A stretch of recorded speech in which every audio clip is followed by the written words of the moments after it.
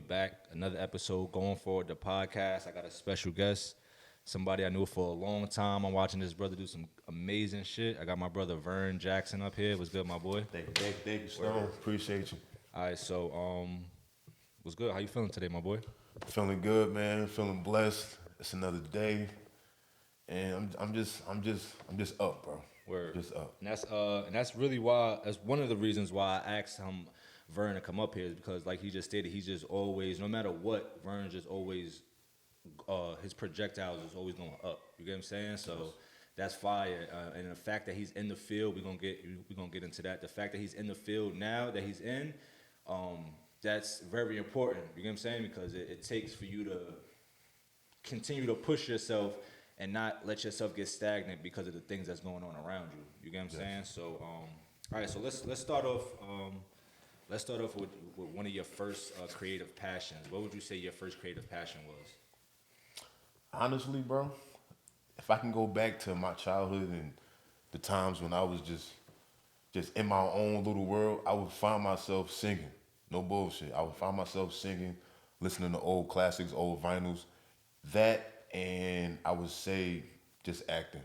Acting. I didn't really tap into it or anything like that, but as far as reciting lines and following certain actors and how they portray themselves on screen, I was completely immersed in that stuff when I was a kid. So I would say singing and acting and dancing too. What? Who would you say, as far as singing? Who was somebody that inspired you? Who's somebody that you just looked up to? Michael Jackson, bro. Facts. I mean, he's Jackson. definitely one of the greatest. Yes. And then, so that was the dancing part too. Then I'm guessing. Exactly. Okay. Seeing him on screen with you remember the TV special, The Jackson's American Dream? Yeah, when they showed his head caught on fire. Yes. Yes. That's how I got hooked. Got you. That's how I got hooked. But yeah. The dude who played I always thought that was funny because the dude who played him as a young kid, isn't that the dude who played the black kid? I can't remember his name. Jason Weaver. Yeah. Yes, Jason Weaver. He can really highly sing talented. too, right? Yes, highly talented. Facts. I feel like he's one of like the underrated, black entertainers that we got because he could sing, act. I don't know if he could dance. I'm pretty sure he could dance.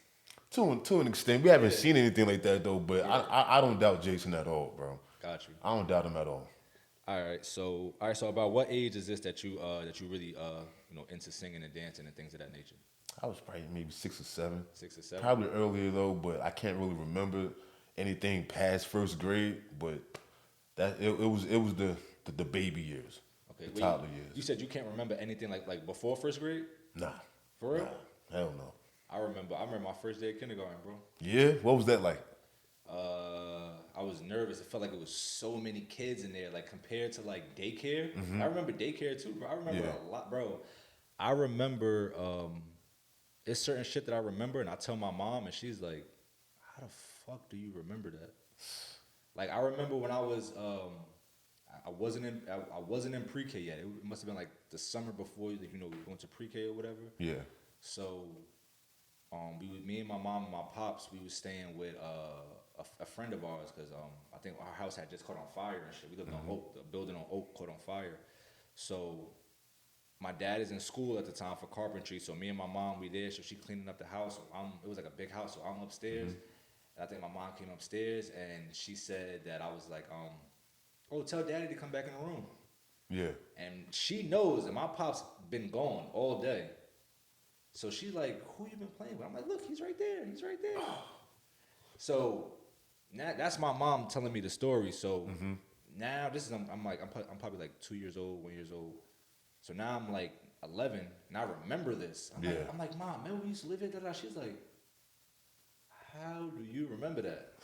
I remember a lot of shit, bro. So that just threw me off that you said because there's always like an up and down. Some people do, some people don't. That's a fact. I'm trying to figure out what makes us remember, what makes us forget. Some people said trauma. Trauma could play a reason that people forgetting. Yes. But I know I had a traumatic lifestyle, younger traumatic childhood coming up. So, but I remember shit. So Yes, and I think it's a mental thing. Like your mind allows you to remember certain things, and it just forces certain things that just irrelevant or just not that traumatic as you just said. Word. And it's like how can I put it? The mind is practically self-sustaining almost at certain points in your life. Like it's gonna do its own at its own time, and you just adjust with that. Just Kind adjust of with go it. into autopilot. Pretty much, exactly. So, like I said, certain things that happen in kindergarten or pre-K, whatever.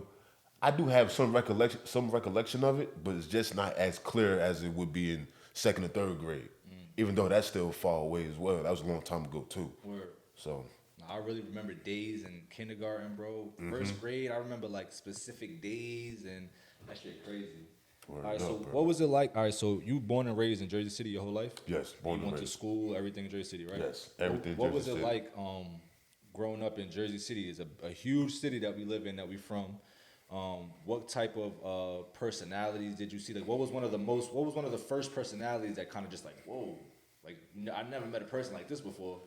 Kind of walk us through that, whether it's a guy, a girl, a teacher. You know what I'm I saying? would definitely say the first personality that I came across growing up was someone who was obnoxious, loud, funny, hilarious.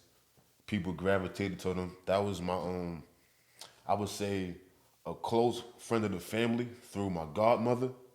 And matter of fact, I could just say it. Coach Grant. Coach Grant used to coach us Oh, okay. during Snyder. That's my guy. That's my man's. Word. Brought me in, took care of me, helped me become the man I am today. Shout out Coach Grant. Shout out to Coach Grant. Today's birthday too, dog. Oh, Love you, man. word? Yeah. Word. Happy Yeah. birthday. Happy birthday. So- Thank you for everything, man. Thank you, definitely. So just seeing how he would carry himself, and it just, and on top of that being like my real first father figure, I didn't really have a father growing up. Father died before my sister was born. Rest in peace. So that was like the first personality that I clung to, and the fact that that's an older man right there. That's fire. Yeah. So, what was one of the first lessons that you would say that you had to learn that was taught from him that you kind of, how can I word this? So like, what was something that happened that he may have been disappointed, but he still stopped and taught you something from that lesson? Getting caught in high school, smoking in the bathroom. If that was someone else, they probably would have put their hands on me or something more vicious than that. But it was a teachable moment for him to give to me, and all he did was just make me aware. All he did was just make me aware of the things that I took value in and just stripped it from me. And it's the same thing with society. When you do wrong, you're not doing anything honest, and you just all around evil. Society deems you as something bad, and they take you out of it. They remove you from the equation, and now you have nothing. You have nothing but a cell, four walls, and maybe a few thoughts, if you even have that. So when he did that, it registered to me, and it resonated with how I am today. Like I take value in almost everything I do, everybody I come across, and I don't take it for granted. I don't take it for granted, bro. Or shout out Coach Grant for that. Thank you, man. Really.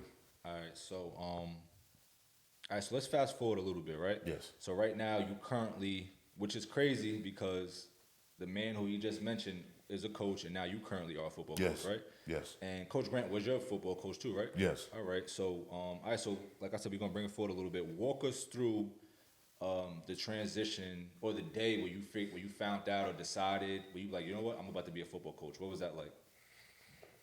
It was a blessing. I can say it was a blessing because it was out of nowhere. Oh, so you didn't plan it? I didn't plan this at all. Got you. And I was having a conversation with somebody about this the other day, how certain things do come full circle without you really trying or you putting in too much effort.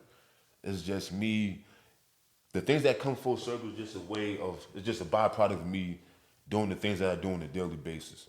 The things I do on a daily basis is how I got to the coaching spot that I'm at right now. Like walking through the neighborhood, seeing kids playing ball, stopping by, giving them a few 5 to 10 minutes of my time, or just going to the park or whatever, seeing kids and still stopping to give them some of my time. That led me to where I am now. So it's just a byproduct of how I am as a person, and not me actually gunning for it, saying, oh, you know what, I'm gonna go do this. I'm gonna go put my foot towards that. I'm gonna go focus on this. So it's like you taking the steps first. Yes, I'm just taking the steps first and allowing my feet to take me wherever I need to be. And that's one of the basis of the show is just going forward. Yes. You get what I'm saying? Just going forward because just that feeling of you walking past those kids and you be like, you know what, let me go help them real quick. Yes. You went forward with that feeling. You didn't let that feeling stop you. So imagine every time you walk past that park, you just stop. I'm gonna keep going. Stop. I'm gonna keep going. Now you actually going forward. You're not just going in a circle because now it's gonna be another group of kids there and another group of kids. And like you said, now it got you into the spot that Yes. you're in now. So what age group do you coach? I coach 8-year-olds and 9-year-olds, a few 7-year-olds, but they're all in the same class to me. Like they're all Gotcha. babies. They're all toddlers, and they're all just trying to learn something. So I don't really look at them with the number, the age and stuff. Yeah. They're all young. They're all young. What's something that had you most excited about when you first Coaching. started? Yeah. Being able to teach. Being able to teach and share that wisdom, bro. Share that wisdom, that information that I wasn't given, but I gave to myself. And I just said, I'll do it.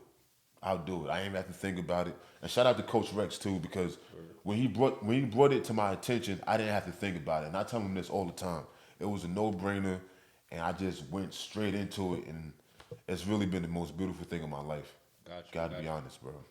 All right, so we're gonna switch it up a little bit. We're gonna just throw like a couple icebreaker questions out there. All right. So what would you say your favorite football movie is?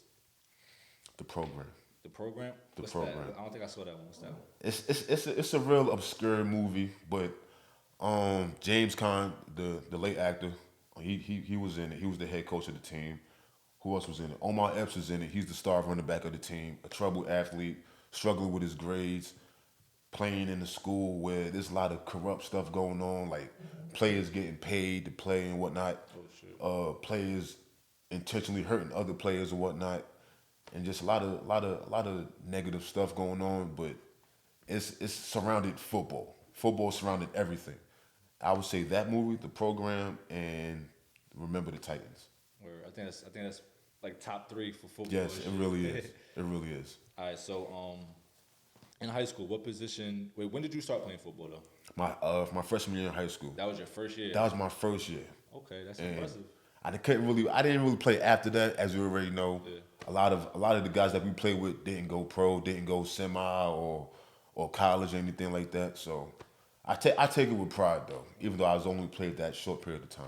Do you think a lot of the guys that you played with, did you see anybody that had potential to make it to the next level? Yes. And do you Especially our graduating class, hell yeah. And do you think that came from something from within them, or that came from the actual program that they came from? It came from them.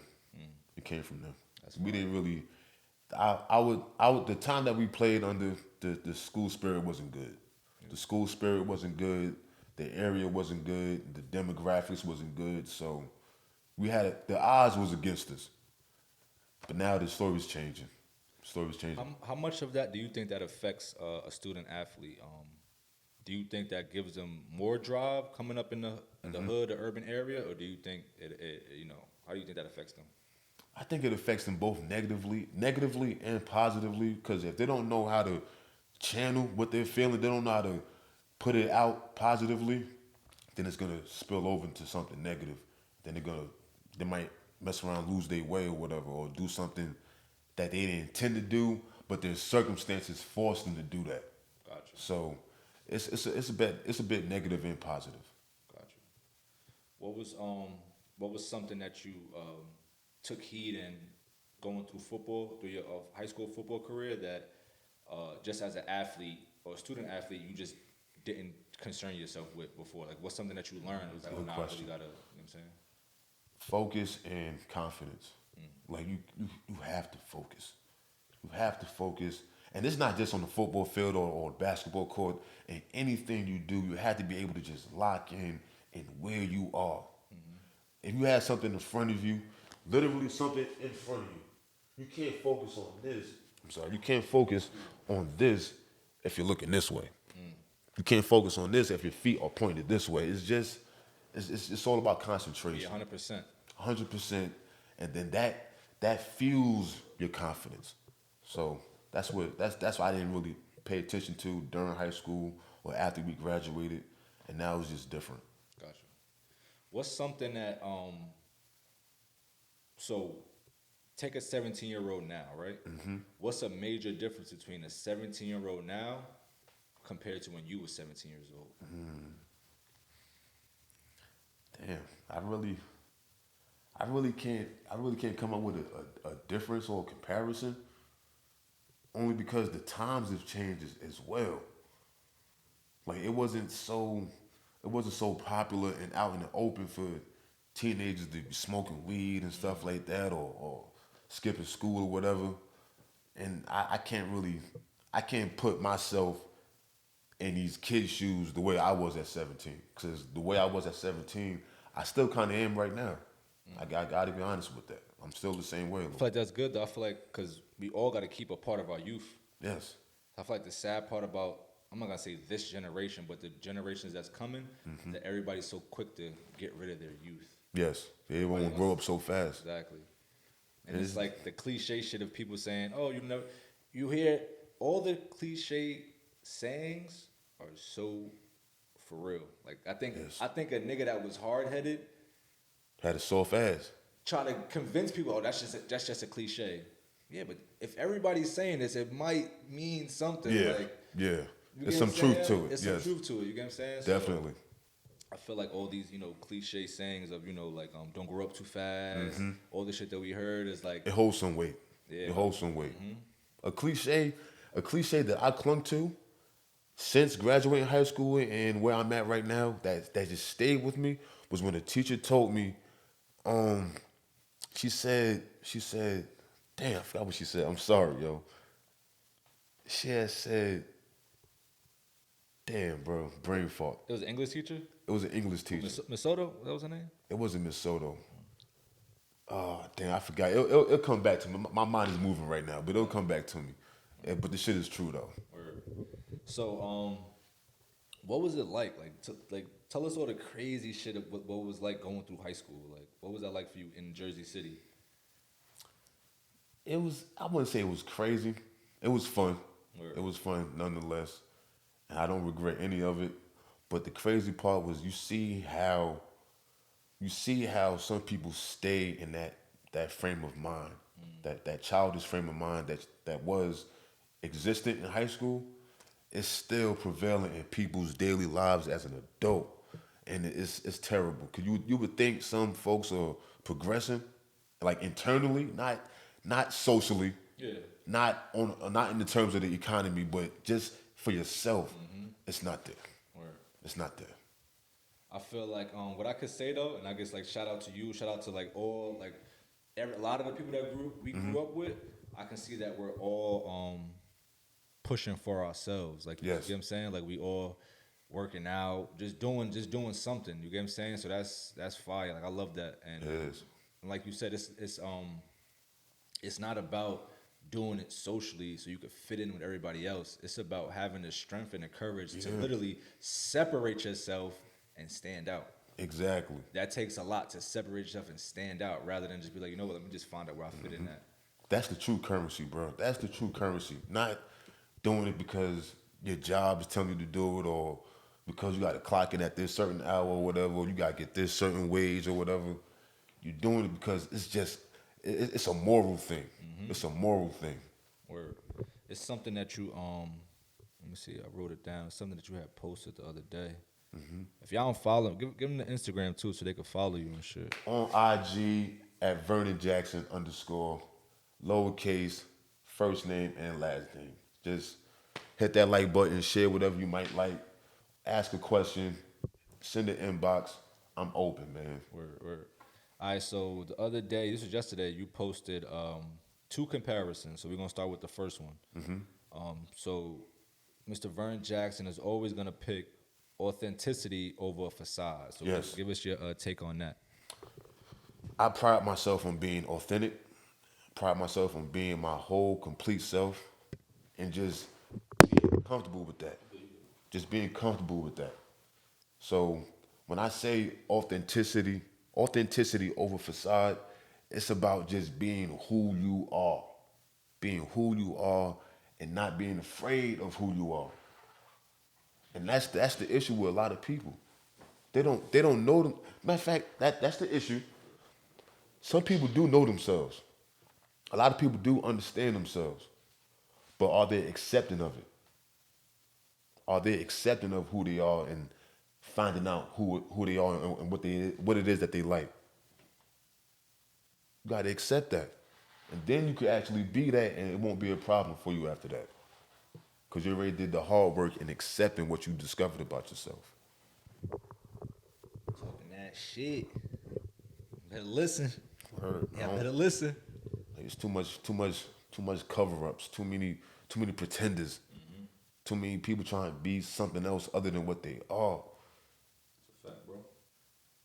What's did you ever have a situation in life where you almost put up a facade for yourself, you didn't realize it, or did you ever? Great question. Yes. In the company of women, trying to portray a certain image that'll get them attracted to me or whatever, and things like that, or being around a certain group of guys that had a certain status or whatever, you'll edit yourself to where you will be accepted, and I can't live like that. Word. Can't live like that. That's too much energy to keep rerouting yourself, to keep rewiring yourself from what's real. Facts. If you're someone who's quiet or whatever and reserved, be that. If you're someone who's shy and don't like to talk too much, be that. Come out of your shell when you're ready to come out of your shell. Exactly, because it will eventually. Because all you got to do is just surround yourself around like-minded people. Word. Then you come out. Word.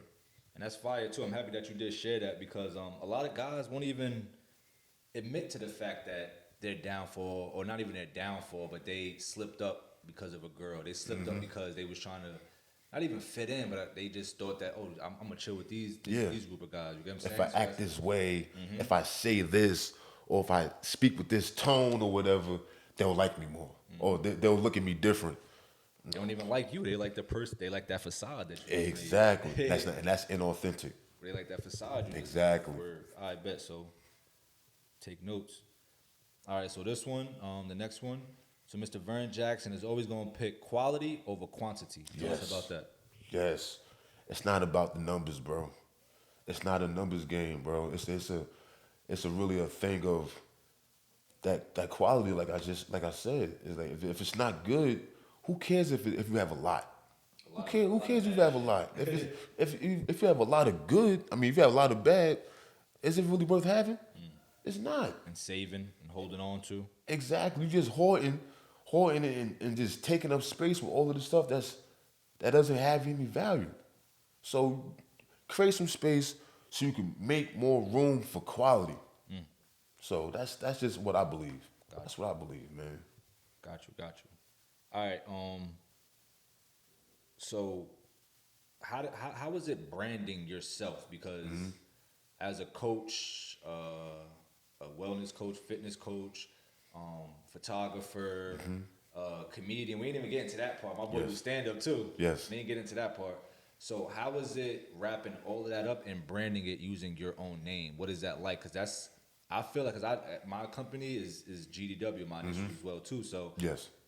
As soon as I did it that way, as soon as I switched it, I felt a lot more pressure, but good pressure. Cause I'm like, well, nah, this is my name. Like, Yes. This is my name. So tell us about that transition, because you had a different name before that, right? Yes, it was Valentino Visuals, and that was just all creativity stuff linked to the facade. And because it was a persona really, but it still was a facade at the same time. And that persona was someone that's cool, someone that's laid back and just he gets his own way. He gets his own way and he gets whatever he wants at any given time. But I knew that came with a cost. That came with a cost. And that cost was me having to be that all the time, which is energy and effort. So I just switched back to who I am, getting closer to who I am, and just getting closer to just being closer to what I believe in. Yeah, centered, being more centered. Exactly, being more centered, being more wholesome. So I switched from Valentino Visuals after having a good talk with a friend of mine. Their mother was pretty much telling me, saying, oh, I like Valentino visuals. It sounds good. It sounds nice, but who is that? She asked me that, bro. He's probably like, me. And I mean, I could have replied that way. That's why I was saying in my head, yeah, that's me, but is it really? Yeah. Am I really Valentino? So I realized, like, nah, they don't know Valentino because I don't know who Valentino is. But I know who Vernon is. I want people to know who Vernon is. Yeah. And there's some that do, and there's some people who could tell me who Vernon is. And it took that moment for my friend's mother to tell me who I was at that point. And she said, just use your name. Shout out to you, moms. Yes. Conan, shout out to you and Opie, yes. Word. But that's why I made that change. Just being centered with myself and aware of myself. Got you. So with you being confident in the crafts that you do you still get nervous before a game or before a photo shoot? Yes. Yes. I still get nervous before a photo shoot, bro. Yes. I still do. I don't know. I've been doing this almost 10 years. I still get nervous. I be like, I don't forget SD cards as much no more, batteries and shit like that. But I still get nervous though. Yes, because you're right. You know the kind of performance you want to put on, and you want that feedback of, oh yeah, he did his thing. That was good, bro. Can't wait to shoot with you again.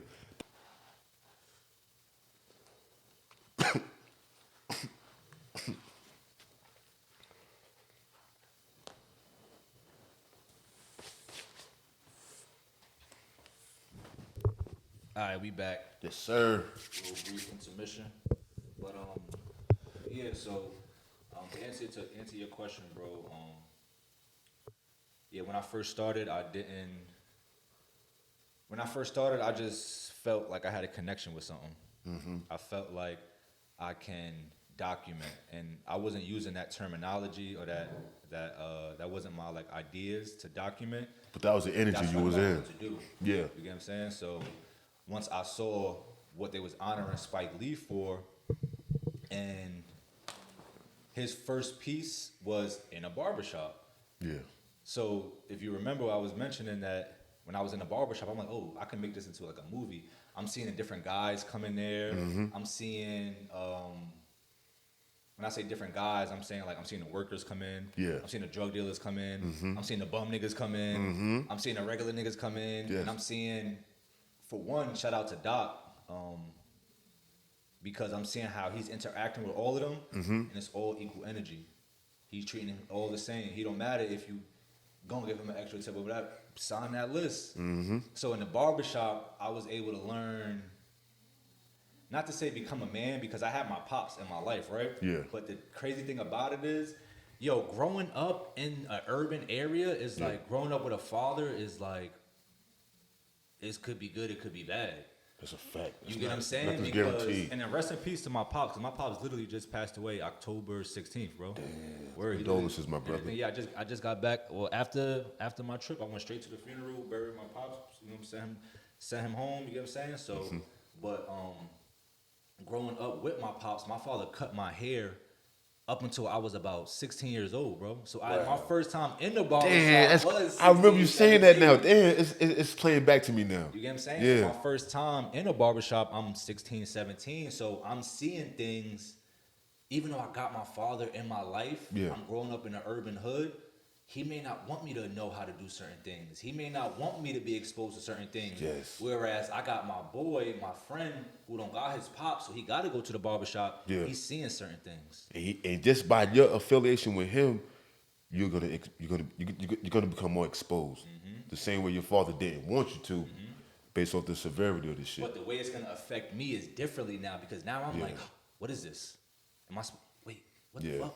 You The get what shock I'm saying? value might be It's crazy. a little bit shocking. You get what I'm saying? So to wrap it back up into the original question, being in that barbershop was shocking. Yeah. So I said, wait, I gotta document this. Everybody know? Does everybody know about this? I Hell didn't know no. everybody knew. You think like it's all different and stuff. You know what I'm saying? So when I first picked up the camera, I didn't really know. I just knew that I wanted to make movies, though. I knew that what I wanted to do with that camera, I didn't. Not to say I don't like photography. I love photography, but I just knew that I love photography more now because that's not what I wanted to do, and I got good at it. Yeah. And I like it now, and I enjoy it. Hey yo, So I feel like the same way about videos. You know I what feel I'm the same way. 'Cause I remember someone telling me after I told him, yeah, I'm doing photography now. I'm getting into images and taking photos. I had no idea of videos.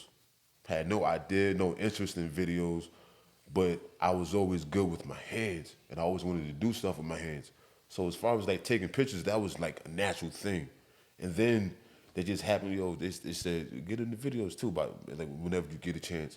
And I said, all right, okay. And I said that with low interest because I really didn't care for it.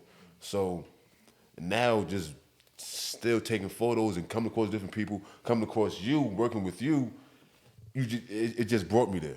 So now I'm doing two things that I equally love.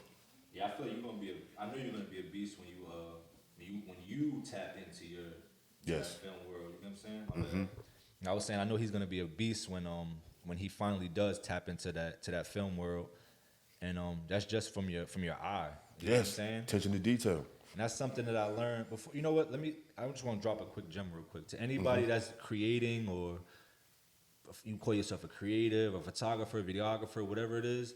Don't get caught up in the technical aspect. No. If you have a camera, a camera recorder, a film camera, whatever it is that you have, even your phone, Yes. capture, document, capture, document, capture, document.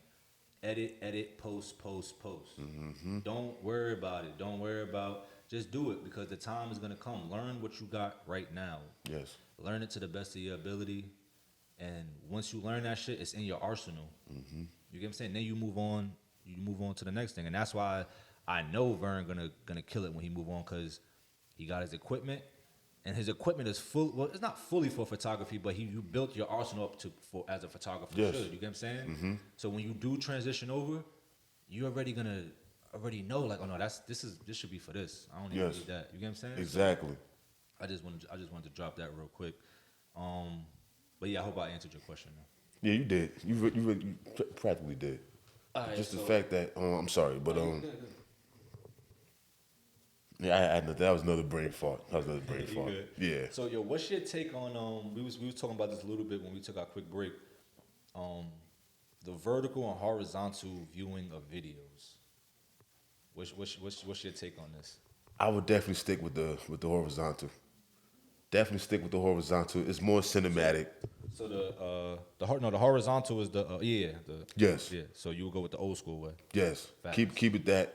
I mean, but if you want to shoot vertically, but if you have a wide aperture and you could do that, then go ahead. But still, do you have to? If you're shooting, do you have to shoot vertically? I don't believe you do. So it's always a thing of preference. If you can still tell a story vertically with a vertical camera, vertical shot, go right ahead. Go right ahead. Just make it make sense. I feel like you use the word preference, right? But I feel like they're kind of like stripping that away from us, from the creatives, because it's like the way that people consume this information, the content is very short fed, so it fits the phone. You know what I'm saying? That's all it boils down to. Like when you take away all the technical shit of it, Yeah. it's really just so it can go on the phone and you can watch it on your phone right then and there. You know I see what where I'm you're saying? going. So it's like I don't really have a preference no more. You know what I'm saying? Because Oh yeah, yeah. It's like you feel as if shooting vertically or anything relative to that might fuck around become the norm.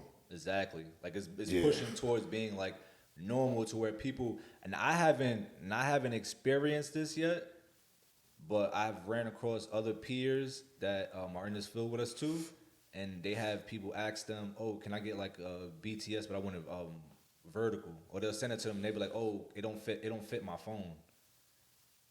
So he's showing me the conversation. They said, "What you mean it don't fit the phone?" Like, oh, they want it to be the whole screen of the phone. Oh, What they're really saying, it doesn't fit the layout for TikTok. exactly. It doesn't fit the Exactly. TikTok layout. And Exactly. all of their videos, all of them shits. So, You use TikTok? no, I don't even have an account. No. Don't want it, don't care for it. It's like Snapchat. I had. Don't care You never for had it. Snapchat? I had it. I ain't gonna hold you. Yeah. I had it, but It it took me to be constantly doing something just to be active on it. Yo. I'm not with that. I'm not with that. I'm gonna say some deep shit right now. So when Snapchat was out, I was very heavily indulging myself in drugs, bro. I'm talking about like lean, pills, doing all of that shit, right? I remember that. I was there with you, brother. Word. I was there with You you. wasn't doing it though, right? I mean, I popped a few perks and stuff. Oh, I bet. I had some lean every here and there, but Word. See, it wasn't every I other don't week. remember none of my partners. Yeah, man, it's same area, bro. Word. So fucking, but that Snapchat kind of pushed me. Of course, I'm gonna make myself accountable, but the fact that I had Snapchat, I was like, oh, let me show them what I'm doing. Yeah, You get what I'm saying? Like, let me. it's not healthy. It's not. It's scary, bro. And I thank God all the time that I did that back in the day, years. I'm talking about 10 plus years ago. I was doing that shit, bro. Because now, for one, we see his fucking niggas up. Yeah. But this shit expensive as hell. Yes, bro. This shit is not cheap, bro. What? I'm like, how do y'all? And as kids, it's like, how do y'all afford to do this shit? 8-year-old kids, 9-year-old kids got Apple 13s, 14s. The latest ones, the 15s. Like, yo, and it's amazing. I'm not saying parents shouldn't be spending that stuff on their kids or whatever, or their kids don't deserve it. But if you're gonna give them that power, help them harness it, yo. Don't just give it to them and just, turn your cheek the other way or whatever. No, make sure they're actually using this shit to the best of their ability and they're maximizing it. A $1,000 phone in their 7-year-old hands. Oh man, I can't even fathom myself at that time if I had technology that high upgrade like that. Word. I remember I found a busted up camcorder on the street. I took it home with me just because it was vintage. I knew it was an old school camera. I wanted to use it, but I know I couldn't use it. But the fact that it's something that interests me, I took it home, I studied it, and I kept it as like a collector's item almost. Word. And it kind of, that's full circle stuff right there. So, we can kind of segue into this. I saw you post a lot. Well, you don't post a lot, but you've been recently posting a lot. Yes. About fatherhood. Yes. So you Yes. did mention earlier that you didn't have a father growing up. You had a father figure though. Yes. So As a matter of fact, let me rephrase. I had father figures. father figures. A lot of men I passed through and put me under their wing, showed me something, told me something, and I appreciate them all. Okay. I feel like a lot of guys, and I say you're gonna hear me saying coming from an urban area because that's where I come from. That's what I'm familiar with. I'm not gonna say that's what I know. It's what I'm familiar with. I'm pretty familiar with it. You get what I'm saying? Mm-hmm. So I feel like a lot of guys who tend to act out. I'm only gonna speak for guys, not for the females. A lot of the black, brown guys that tend to act out at a younger age, portray certain things. You know what I'm saying? Join groups and don't stand on their own. I feel like they are looking for a love from a man, Yes. but they don't understand that. They don't understand that. You get what I'm saying? Yeah. They don't understand that, and it's not their fault that they don't understand that. Our fault, being this together. It's not our fault that we don't understand that. Yes. But I feel as though once you do understand that, doesn't mean that go out and find a father figure, because you can create that father figure in yourself. That's a fact. You get what I'm saying? But if you are younger, and hopefully I do get some younger people watching this, or somebody that's older that knows somebody that's younger, don't know what to say, maybe you could share this with them, is to definitely, if you can't find that within yourself, don't fight the person Yes. that's there for you, that's older than you, that's telling you something that you don't want to hear. Don't fight that person. You No. get what I'm saying? So, I endorse this. I endorse this message. word, for real, for I real. really do. So share a little bit more on what encouraged you, or what's making you put these posts out. The fact that I didn't really have a strong male, a consistent strong male presence in the household, and knowing that if I had, I probably would be different. Not so much better or anything like that. I know I would be different, and it would have affected me in some kind of way. Just the fact that that's unknown, I've always looked towards that. I've always kept it in the back and in the front of my mind, and I put myself in the position of already being a father. Like me giving back to the kids, or just talking to certain kids in the neighborhood or whatever, or just being close to some of my friends' kids that they may have or they younger siblings, I feel myself in that father role or whatever. Like I tell people, and I joke when I say it, like I may not have no kids or whatever. I mean, I may not be nobody's father, but I am taking care of somebody's kid. That's always been my mantra for the past 3 or 5 years. You give if that makes sense, and I'll say it again if you didn't hear clearly. I may not have, I may not be a father, but I'm taking care of somebody's kid. So I move with that energy, and I realize if I was to have a kid right now, oh man, I would probably be on 1,000, probably be on 1,000, bro. Well, like you said, bro, you're already in fatherhood. You know what I'm Yes. saying? You don't have one of your own yet, but you're already in fatherhood. So, as a father of myself, I do thank you for holding that energy and Yes. and then still pushing it out. You know Thank what you. I'm saying? Because, Thank you. like you said, like you said, you're taking care of somebody else's kid, and not in the sense of they're not taking care of their own kid, but No. when they're in your Yes. space and they're Yes. around you, you're gonna Yes. nurture them and take care of them.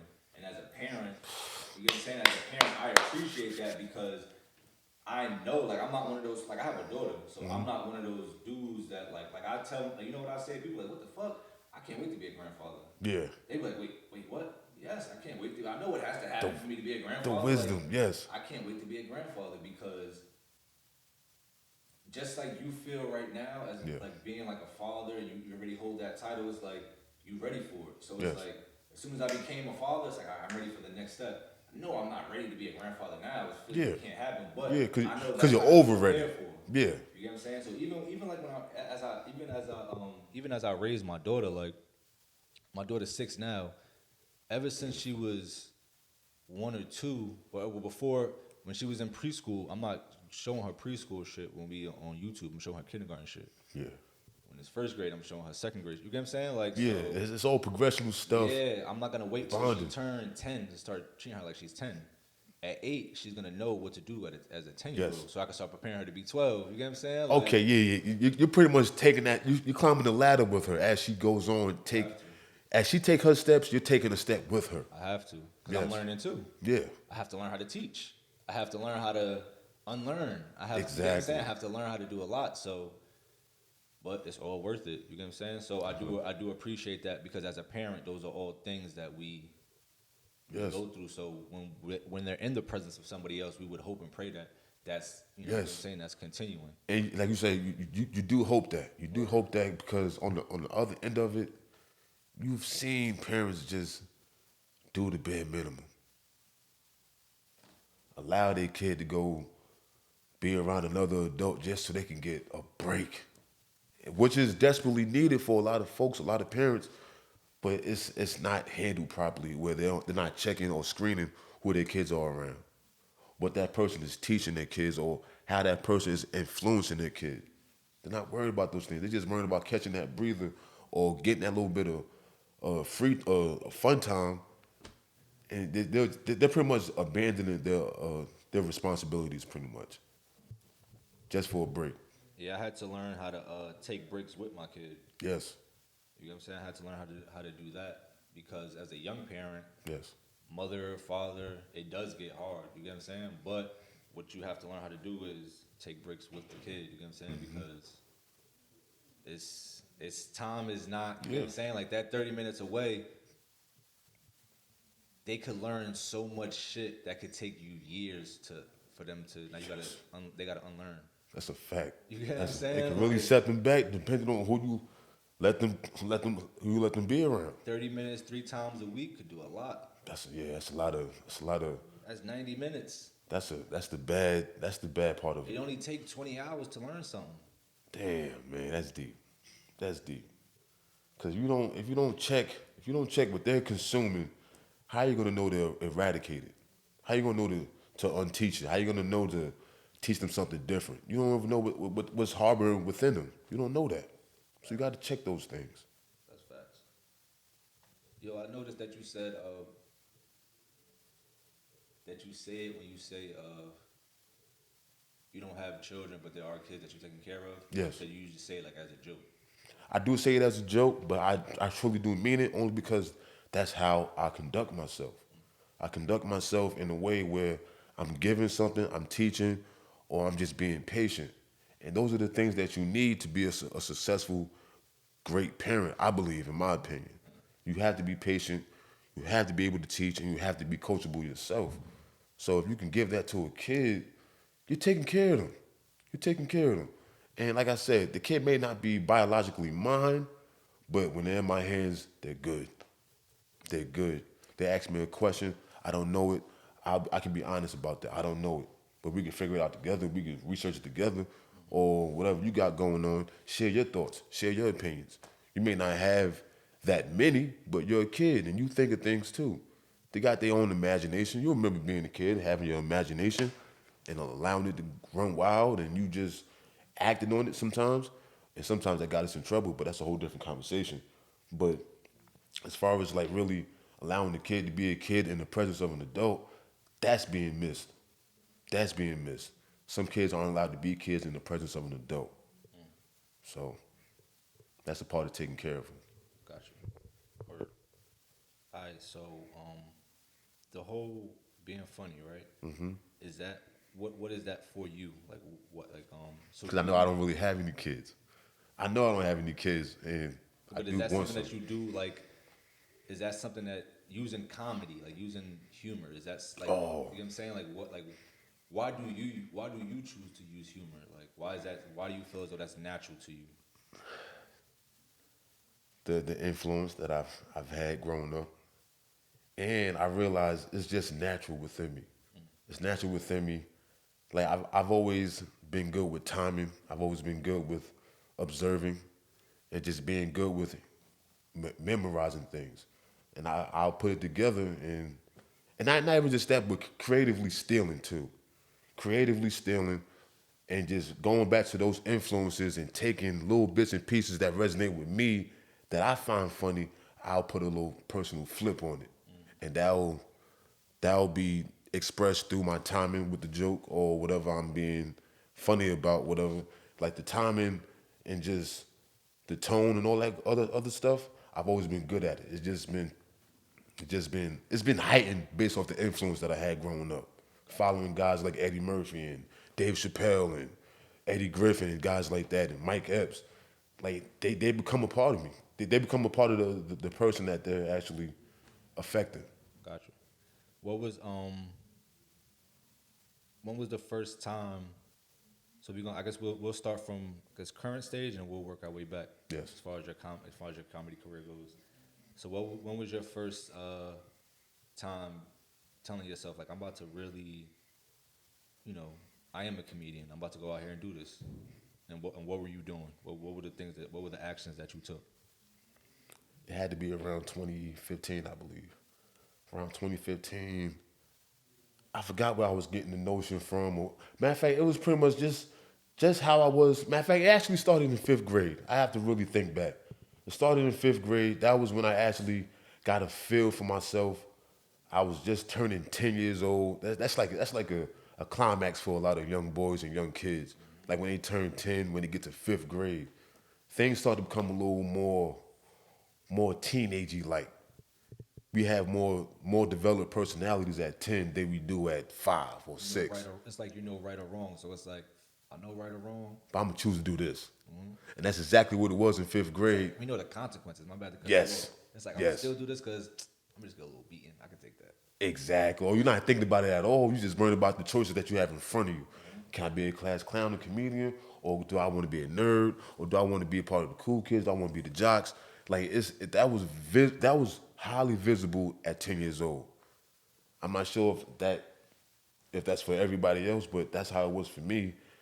And I like the effect of being a class comedian, of having that attention and that wave of laughter from the classroom just hit you back or whatever.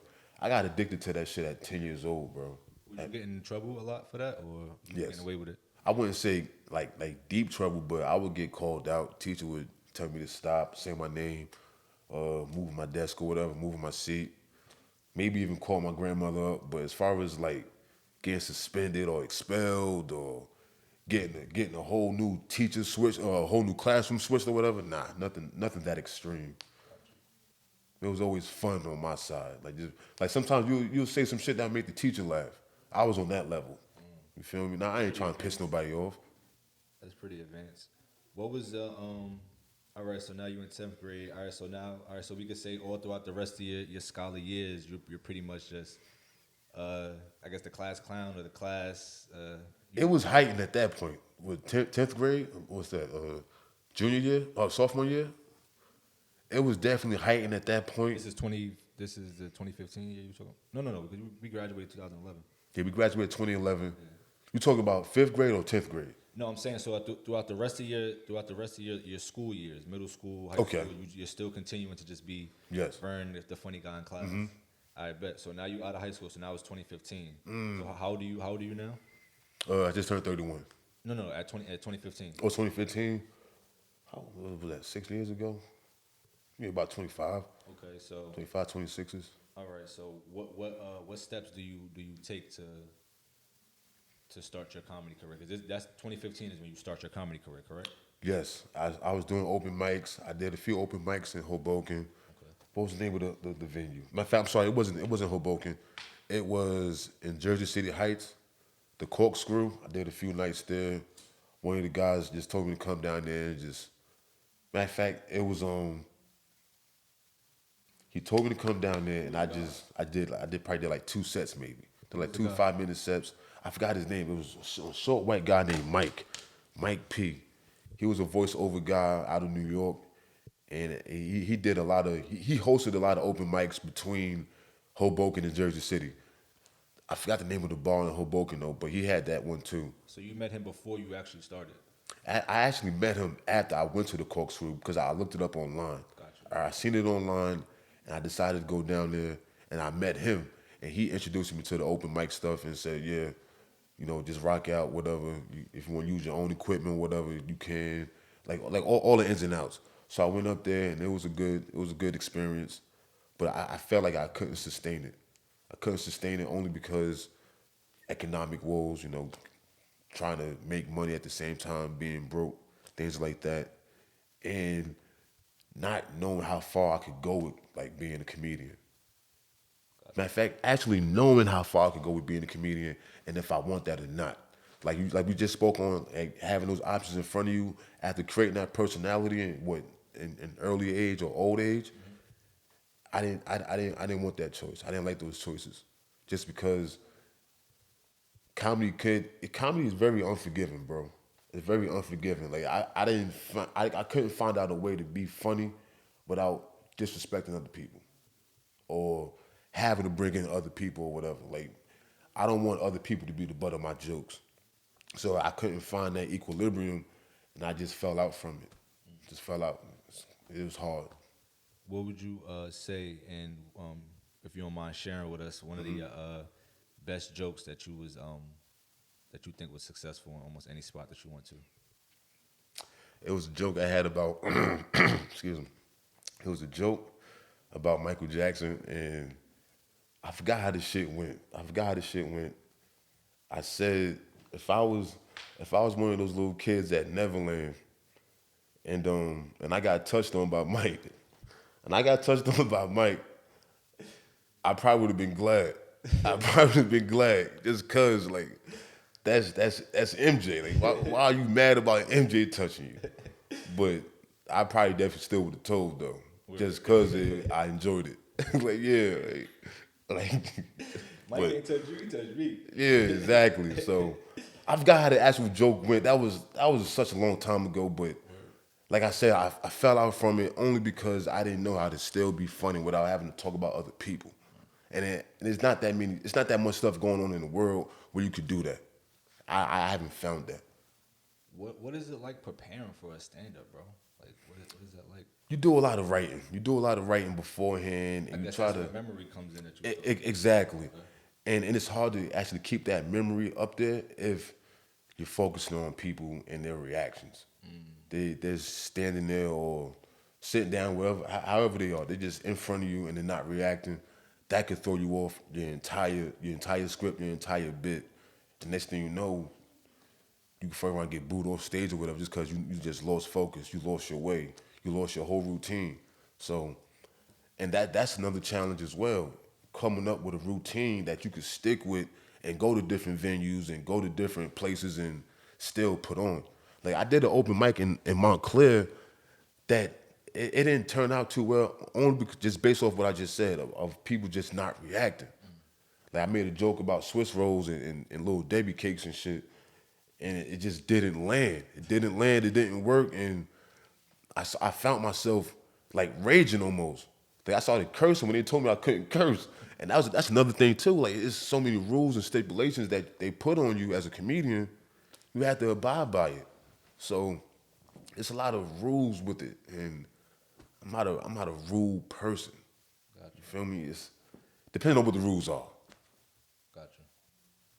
All right, so it's safe to say that you chose, cause like the podcast is called Going Forward. Yes. So I do like for our guests to share, their going forward story.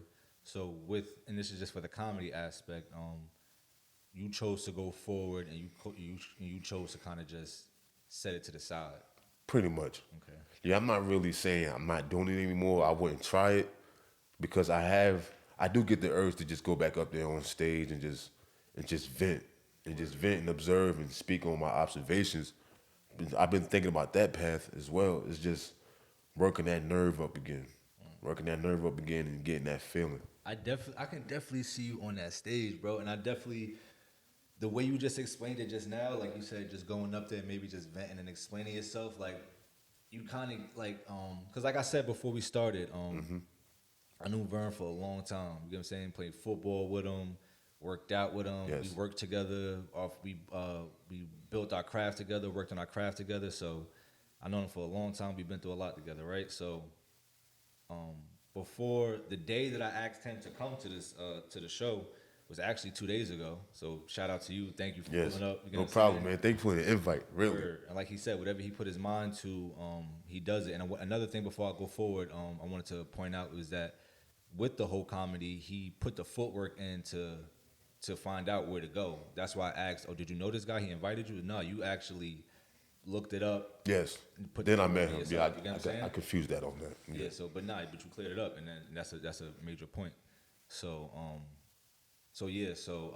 damn, I lost my track of thought. What I was gonna say. Shout out to Stone World Weed. Word up. The day that I hit you up, my bad. Yeah. So the day that I hit him up, I was actually watching a piece on Eddie Griffin. Eddie Griffin, that's his name, right? Yeah. Eddie Griffin. And I'm like, damn, bro, this dude is a comedian, but he's very like intellectual. You know what I'm saying? Like he knew like every topic that he talks about, he either knows what he's talking about, and if he don't know what he's talking about, he's just giving his opinion. He just saying vetting. So I say that to say, so when I saw that, I'm like, damn, this dude remind me of Vern. Yeah. You get what I'm saying? So I'm like, yo, as far as like your comedy aspect and just being like, just how you deliver your shit. You get what I'm saying? Like, Yeah. So y'all own individual shit. So I definitely see you on that stage, bro, because I could definitely see, and it's crazy because you just met Dave Chappelle the other day. Yes. Well, a couple last week. Yes. So, and that's kind of what they do when they're on stage. I'm not too sure where Eddie. I haven't seen too much of his stand up. He's an intellectual comic.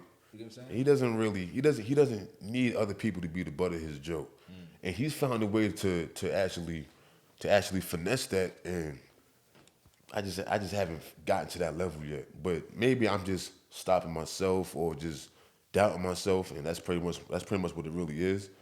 And it's just a different side of the game. It's a different side of the game because you got so many avenues of comedy. You have to find what works for you. You have to find your avenue and where the shit makes sense. Word. Like as far as stand up, may not be like somebody like Will Ferrell. Will Ferrell's a funny guy. Somebody like Vince Vaughn, funny guy, but there aren't comics. Somebody like Adam Sandler. You met Vince Vaughn? In Hoboken. Amazing. I can see that down in Hoboken. Yeah, I took a picture with him and everything. Damn, you gotta put that in here. You I gotta put that in there. here. I was eating a slice of pizza, and then he was like, hey, where'd you get that slice from? And I was like, right there. And I continued to eat my pizza. And then I just played again how he said it in his head. I'm like, Why did that sound like Vince Vaughn? I'm like, when I looked at him, I seen mad Vince Vaughn movies, but the first movie I thought about was Mr. and Mrs. Smith. Yeah. When he was in the basement, he was like, Mom, Mom. Yeah. He said some shit. Hilarious, I bro. was like, oh, I was like, Vince. He's what's going on, man. I was like, yo, let's take a picture. Like, he's mad cool, man. Humble dude, but nah, yeah, man. That's what's up. Yeah. Yeah. You said you got to find your avenue that everybody could get on that stage. But Yeah, it's a can see different when you beast, do bro. pick that shit back up, bro. I definitely see you killing the stage and doing it in a way that you just said how you feel as though you should do it. Just express yourself and vent into what you see is going on. Yes. Because memory taps into also withholding a lot of information. So It really if does. you're observing shit and you processing all this information, Yes. and you giving it to somebody funny, that's fire, bro. It really is, yo. That's fire. And I'm not saying I'm not incapable of doing it, I know, yeah. but can I do it on a consistent level and where I'm impacting people and they're reacting to this shit? Like they find these jokes funny as hell. So I just gotta get back in the lab, bro. Just gotta get back in the lab. Facts. All right, so what's up with the season? The season it's not over yet. No, the season's not over The yet. season's over. All of our levels played already. They had their playoff games. I believe our oldest level on the Knights Elite, I believe 13U, 13, 12, and 11, I believe they all played at Rutgers, but I'm not even too sure of the outcome. I didn't really follow the games. Gotcha. But pretty much every level in the squad made the playoffs except for my guys, the 8U level. But we had a lot of first-time players on our squad. So we had a lot to work with, not just on the football side and the schematic side, but as far as like character building, that's pretty much how we spent 2023 with our group. Just trying to get these kids on the level of listening, focusing, and understanding what we're asking of them. So, and still with that, we was able to win at least 4 games. I think we won 4 games this year. Matter of fact, it was 3. I'm sorry. We won 3 games, lost 8, but still, that's progress for first time players and 7 Suited and up. 8-year-olds. Suited up. Yes. And what's fire, I think something that you just kind of put into perspective if nobody else caught it, because now these kids are potentially going on to the next, Yes. right, with another Yes. set of coaches, right? Some 8-year-old players are going to be playing on the 9U level, while some of the 7-year-olds that we had on our squad, they're going to stay on that 8U level. So they got 2 years on the same level, while some get to move on. Okay, and they're gonna be potentially be with a new set of coaches, right? No, the coaches move up with them. Oh, okay, perfect. Yes. All right, bet that's fire. Because what I thought what was happening is that I was gonna say it's fire because you kind of prepping them for the next Yes. set of coaches, and even that right there, kind of how your coaching started off by you just starting off, stopping in the parks and shit with the Yes. when you saw a group of kids playing ball. Or It whatever. wasn't intentional. I always say that. Like it wasn't intentional for me to be right here. It just happened. Word. Just a way, just a byproduct of me, just a byproduct of how I do my daily dues. Word. I could definitely see that turning into you just prepping kids, whether Yes. it be at high school for college or college for the next level. You know what I'm saying? So that's definitely fire, bro. Definitely gotta stay, Thank you, bro. Stay Thank you. committed to that. So now that the season is over, did you have any? Not to sound negative or anything, but did you have any thoughts of like, am I gonna keep doing this, or like, what was that like? I did have thoughts like that. I had concerns with some of the ways we would coach and some of the schemes that we would put together, and those schemes not really producing, and some of our ideas not really putting out good product on the football field. I would have certain concerns with that, and it made me doubtful in my return next year. I got to be honest, but I'm an optimist. Like you can't have the good without the bad. They have to coexist, and you have to find a way to make it coexist. If it's too contrasting, but still, I did have those thoughts of not wanting to do this shit just because of coaching ideas, coaching plans, and certain things in place that I felt could have been altered and we could have got better results. But the bigger picture is helping these kids. Not necessarily my ego, what I want to do. What I want to do and what I want, it'll come later. It's just about the kids right now. That's fire. All right, so if y'all didn't follow the page already, go follow the page. Yes. But If not daily, pretty much, most of the time throughout the week, Vern dropping some shit. He dropping some knowledge, some gems. So if you got some exclusive going for a podcast gems, something you want to drop, or just share with the people, you know what I'm saying? Like, what's your thoughts going on? How you feeling today? What I live by, and I say it to everybody as much as I can, the reward, people, is not in the results. The reward is in the opportunity. It is in the opportunity. The fact that I'm able to sit right here in front of Stone, had this conversation, had this discussion, that's the true goal. Not the fact that, oh, we're gonna put it on social media or we're gonna put it on a certain website, whatever, have people react to it, we see the numbers or whatever, get paid from it. No, no. The fact that we're able to be here in this moment, discuss, build, live, just being able to do that, I believe that's more worthy than anything else. Facts. Just having the opportunity to do whatever it is that you want. Facts. We gotta. That's right. All right. So, would you consider yourself a major hip hop head? I would say music. I wouldn't say hip hop. Okay. Well, since this year is the 50 years of the 50th Oh, yes, year yes, anniversary yes. of hip hop, Yes. I put together just a short list of choices. You just pick this one or that one. You know what I'm Okay. saying? So, written or freestyle? Damn. I would have to say freestyle. Freestyle. I have to say freestyle. I love written though, because it's just as clever, but to write in the moment in your head and express it, that's articulation, bro. Off the top of your head, can you name an artist who just comes to mind when you think of freestyling? Cassidy. All right, bet. Fire. Shout out Cassidy.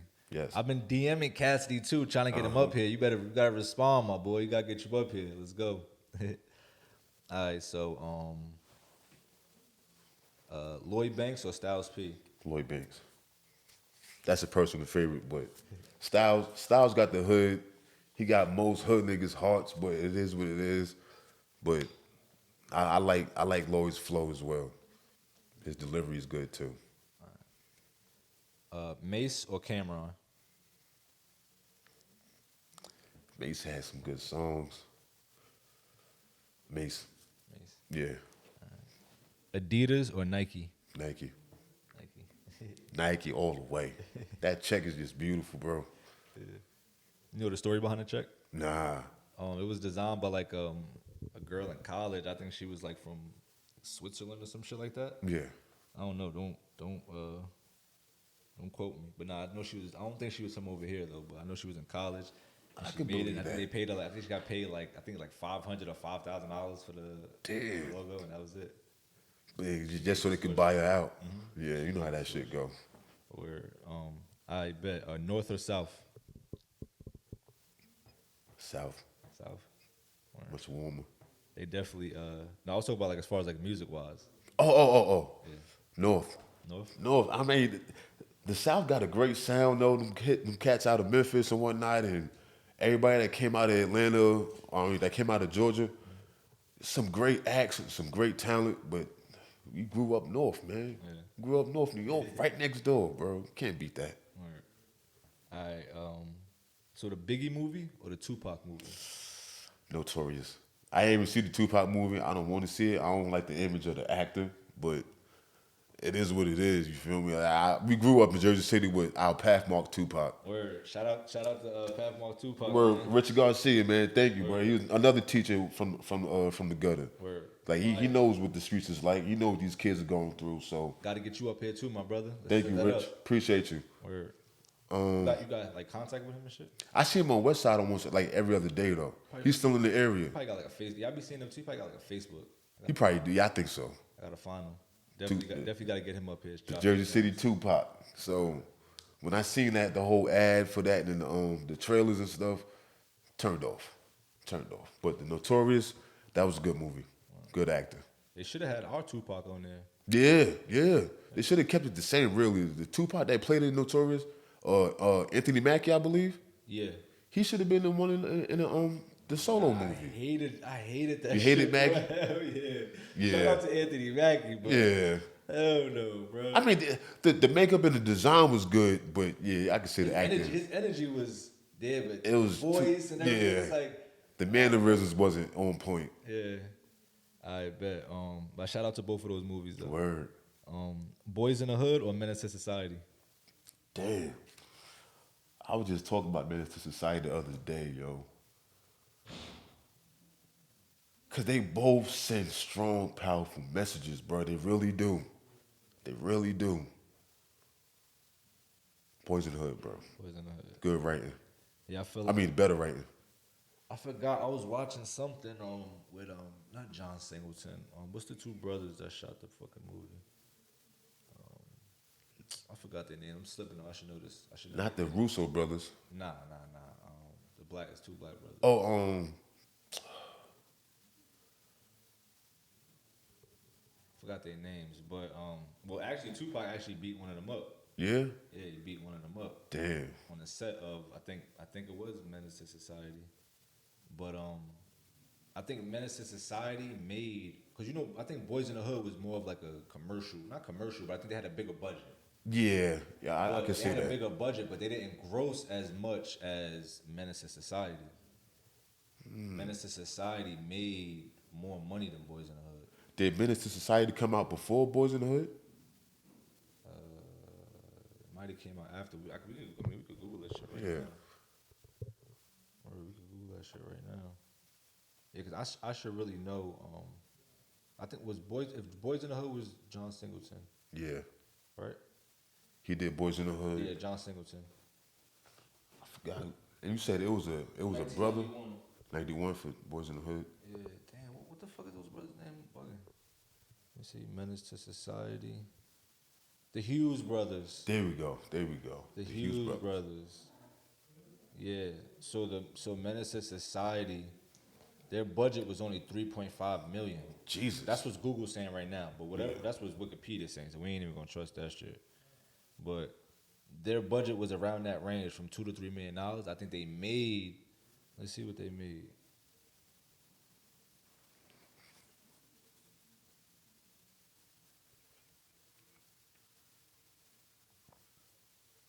This is saying they made $30 million. Damn, that's large at that time. 30 million. That's low as hell. Boys in the Hood in budget. today's standards. Boys in the Hood had a $6.5 million budget. And a lot of high paid actors too at that time. That's another point. Because Fishburne was coming into his powers, Bassett was coming into her powers. Oh, this one's saying they made $57 million. So they made more than. Damn. Yeah, so but I mean, are we judging this by the box office success or their impact and the message that they was trying to convey? Or I feel like you feel like Boys in the Hood had a bigger. That's why I was trying to figure that out through the conversation now because I couldn't really choose. Like I personally like Boys in the Hood, but based off the messages that both movies had, can you really put one other over the other? And I don't necessarily think so. Because the fact that we were just talking about earlier, like the fatherhood stuff, they both covered that shit beautifully and perfectly in both movies. Boys in the Hood story was that's when he moved, right? Yeah, a father taking full, complete responsibility of his boy. Right. Though you probably made a mistake in having him. As in contrast to Menace to Society, a father who wants to be there, but he can't because he's in jail. And having that wrong influence, like we spoke on earlier too, having that wrong influence, and then having to undo that shit once you get your boy, once you get your kid, having to undo that bullshit. So, both powerful, equally impacting. I plead the fifth on that one. Give me another one. Word. Shout out to both of those movies. Word. All right, so CDs, so using CDs to listen to music? Yeah. Or like using like iTunes, your phone, shit like that, iPod. MP3 and shit. Yeah. Audio files. MP3, bro. MP3. Yeah, I like CDs a lot too. You come from that era. Facts. But I would definitely that MP3 shit. That shit was crazy when that shit blew up, bro. Yeah. Everyone had to get an iPod or MP3 yeah, player. Going to everybody. the store, buying headphones every other week. Yo, bro, or getting the Kobe MP3 player for like $15. Facts. Get Plug like it, 2 gigs on that shit though. plug it up right to the computer. Yup, Drop all that folder, yup. drop all them folders on there. What's the craziest hip hop beef you ever got to witness? Damn, Or not good even a witness, question. or maybe just Here, went back and did your research on it and shit. damn, that's a great question. I would probably have to say. I probably would have to say. I mean, but they sampled the beat. Um, Buddha Lovers by Bone Thugs and Harmony. They sampled the Osley Brothers' Footsteps in the Dark, I believe. And that beat is just groovy as hell, bro. It's just groovy as hell.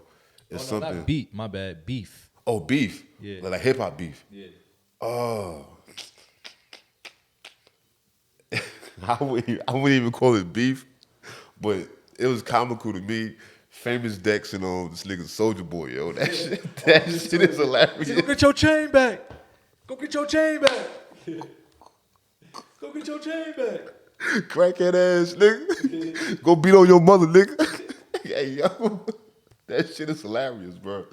But yeah, man. I go back to that every other day just to hear them niggas talk. Word up. But that was a good one. I'm trying to think of one that's a little more serious.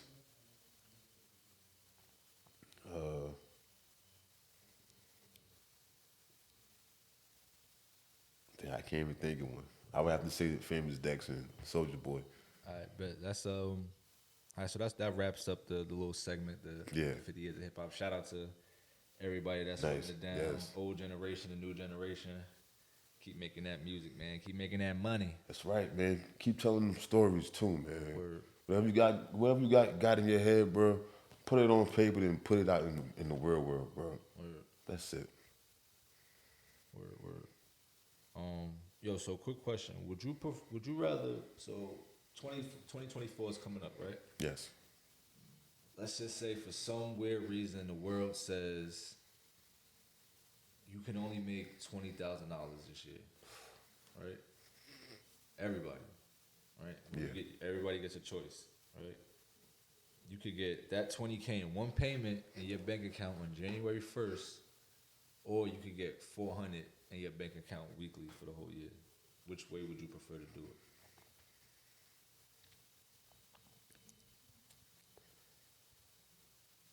I think I would take the money up front. I'd take that large sum up front. And then I'm not sure what I would do after that. Word. But having it every week like that, I'm sure to mismanage it. I'm sure to mismanage it because I know it's right there. I got it coming in.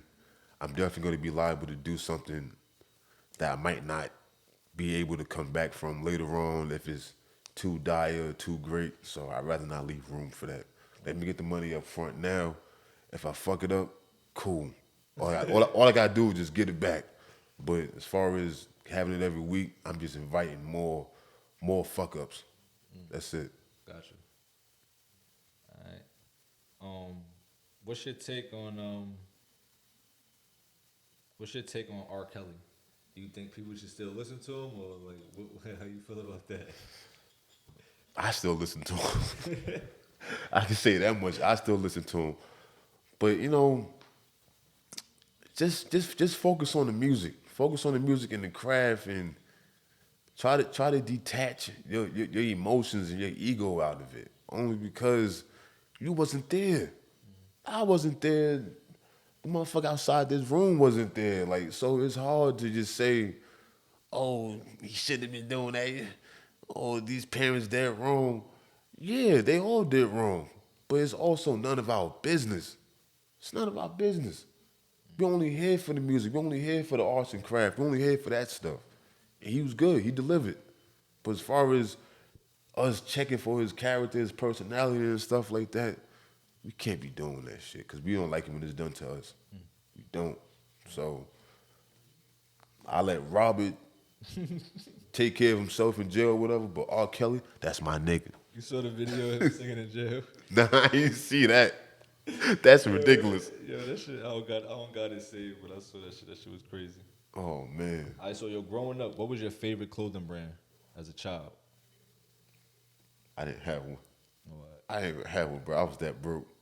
Word up, bro. Whatever my grandparents gave me to wear, Word. I put that shit on. But department store, Sears. Sears had some good shit, bro. Word up, bro. I bet. All right, who was your favorite cartoon character as a kid or superhero or even now? It's always been Batman and Superman. I'm sorry. It's always been Batman and Spider-Man. But as far as cartoon characters, I like Bugs Bunny a lot. I loved Bugs Bunny a lot, only because he had that confidence. He had that swagger. He had that power of influence. And I just want those same things, bro. Gotcha. That's it. That's it. I just bro. want to be like Bugs. That's it, bro. Eat a carrot, bro. Talk my shit, man. Word. All right, what is God to you, or who is God to you? Damn, another good question. Who is God to me? God is the person who I come in contact with every day. And that's myself. That's myself. On the spiritual level, yeah, there is a presence that's much greater than us. I do believe that. But as far as like Christianity and baptism and Methodist, all the other different stuff, Islam and stuff, I don't get into all of that dogma stuff. But as far as like believing in myself and getting closer to myself, and and me getting closer to myself and understanding myself is how I become a God. So that's the God that I'm trying to get to know. What's something you say you do when you feel as though you're lacking motivation? I read, and I try to practice stoicism, being stoic and just being still and being at peace. Being at peace and, finding the philosophical side of things and not allowing it to affect me emotionally, if that makes sense.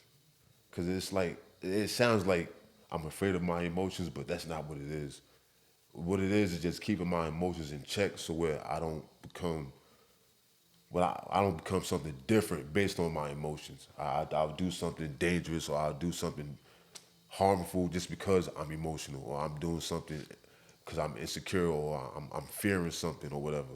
So I practice just finding the why behind things. So when I find the why behind certain things, I can bring myself back to a level of being centered and more motivated too, because it's not just something that's happening to me, but something that's just happening. You feel me? If I could piggyback off of that, something, use the word why. I realized with certain situations, Yeah. when you realize the why could change, just leave it alone. Yeah. Don't even bother yourself with it. Because Yes. there's certain situations where you can figure out the why. But it's And it is obvious, yes. You know what I'm saying? There's other situations where the why could always change. And it's like, if the why is always changing, Why be obsessed with it? exactly. I could definitely agree with that. Now you got so many things to obsess about and you can't focus now. Exactly. You get what I'm saying? Now you can't Exactly. even focus. Is learning new things something that you do to what is that to you? Like learning new crafts and things of that nature, because something that I forgot to mention is also DJing. Yes, yes. You also dibble and dabble in that too. Yes. So I would say that's something fairly new. That's one of your last. I wouldn't say fairly new, but there's still certain things about that I haven't experienced yet and still haven't learned yet. But on the level of still just building a playlist and just liking music, that's been an experience of itself too. Because it's so different. There's so many different genres and so many different styles of music. And you just want to be able to hear anything. Be able to hear anything and still respond to it. There's nothing worse than going into a club or a venue, they playing music and you walk out just based off the music. Not necessarily the people there, the food or the lights or whatever, the ambiance. The music alone is turning people out of the door. That's crazy. So you want to be able to just hear music and be all right with it. And I realized that by building my playlist and looking up certain artists, certain songs, certain music from a certain time, and then just going from there. But as far as like DJing, that's a different level. It's a different level, bro. I always wanted to. My pops used to DJ and shit. Yeah, I remember you telling me. Yeah, some of my earliest memories. Remember how we talk about how shit that we remember and shit? Yes. I remember being, bro, like one, like literally turning one. Yes. And sitting there while he was like, I'm sitting on the crate, and the crate next to me is where the vinyls is at. Yeah. You get what I'm saying? So I remember that shit. So DJing I got a little pioneer shit over there. I just always keep that around me, like even on a computer or some shit like that. It's just, Yeah. to take two songs and just Put it together. That's or something that just excited me transition it about. from Poof, poof. Like, you get what I'm saying? Like that's crazy. That's fire. It really is. That's fire. Actually, just to stay on this topic a little longer, how I really got into it, just for a love of music, and just it's the mashups. Being able to take a beat from one song and put it to the lyrics of another song, or vice versa, that's always been fascinating to me. I remember, I forgot what song I heard. This was when DJ Vlad was actually still DJing. He wasn't doing interviews, hiding his face and shit. He made a mix. I believe it was The Game. I forgot what songs it was, but it was hard, and I wanted to get in. I wanted to get in from since then. That's why I wanted to do it and actually see if I could actually do what I just heard. Cut songs up, blend songs together, transition like you just mentioned, and just play music, bro. Let's play music. Shout out Vlad for inspiring my boy Vern. Yes, this was like in 06, bro. So it's all just music, bro. All right, so what's something that you could share for somebody that's looking to go forward and that needs a little bit of inspiration, or if you have another specific going forward moment in your life that you want to share before we sign up out of here? Yes. Silence that ego, fellas. Ladies too. Silence your ego, because whatever it is that you're gunning for, whatever it is that you're after, it's gonna find its way to you. You know you want it. You know the actions that you take every day are steps towards that. You don't have to go so hard. You don't have to keep threading the needle every time. Just be patient. Just be patient, and what you want will find its way to you, especially if it's meant for you. Whatever's meant for you won't pass you by, bro. I'm telling you that. If it's meant for you, it will not pass you by. So just stay on the course. Don't lose your way. Thank you for coming through, bro. Appreciate you for sharing your time with us. Thank you, your man. Knowledge, sharing your gems. This was your first time here. It's definitely not going to be your last, Definitely bro. not. Definitely not. Whenever you want to pull up, you know what I'm saying, share something, share some stories, or whatever the case may be. It's an open platform. This your home, bro. So thank you, bro. Appreciate it, man. Anything else you want to share with the people, where they can follow you at, and what they could tap in, your services, all of that? Let them know. Yes, I'll be doing street photography throughout the weeks. So whenever you want to get with me, if you got any ideas, hit me on IG or Facebook, Vernon Jackson on Facebook, but Vernon Jackson _on IG. Just let me know if you have any ideas, any events, gigs. I'm open, and let's just get this work. Let's get it. Get this work. Even on the coaching side too. You have a kid looking to join the organization, looking to join the team. Come talk to me, holler at me. I can get you in contact with the org or whatever, and we get your kid padded up for this year. Get him suited up, ready to go. Let's go. Like you said, man, tap in. Any questions y'all got, hit his DM. He gonna respond. He gonna get you right. Y'all already know this is the Going Forward podcast. Yes. Make sure y'all follow us on the Instagram. Make sure y'all follow us on YouTube. Subscribe, like, share, comment, and we out. Yes, sir. Grr.